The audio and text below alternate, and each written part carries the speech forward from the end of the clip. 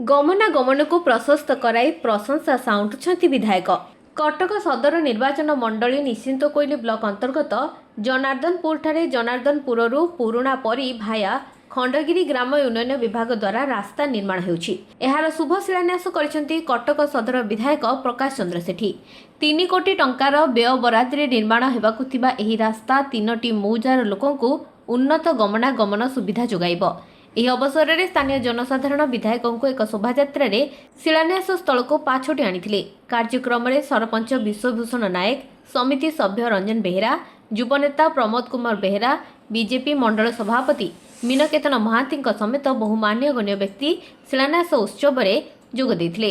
बहुत दिन गोटे अभिलाष था गाँव रास्ता ना आरडी रोड बोली आम जनार्दन पंचायत किसी जान नी लोक आरडी रोड गाँ ग्रामांचल आरडी रोड हूँ समस्त उत्साहित ग्रामवासी आम इंजीनियर प्रकाश चंद्र जी माननीय विधायक सी भी इंटरेस्टेड थे कल कमल रास्ता हूँ गाँववासी बहुत खुशी अच्छा यहाँ जीव जनार्दनपुर टू दामोदरपुर पुरापारी भाया खंडगिरी। आज आमर विगत दिन हम लोक मान दाबी आसला गोटे आरडी रोड पाई बहुत लोक हैरान भी होते आम सरकार तरफ आरडी रोड टी जे जनार्दनपुर पंचायत दामोदरपुर टू पुरापाली गाँ ये जो 3टी गाँव गाँ को आरडी रोडटा करा बहुत शीघ्र 3 कोटी टंकार फंड भी सांक्शन होती बहुत शीघ्र 2-3 मंथ्स भितर काम कंप्लीट। कटक अभियान रिपोर्ट free2speak.in।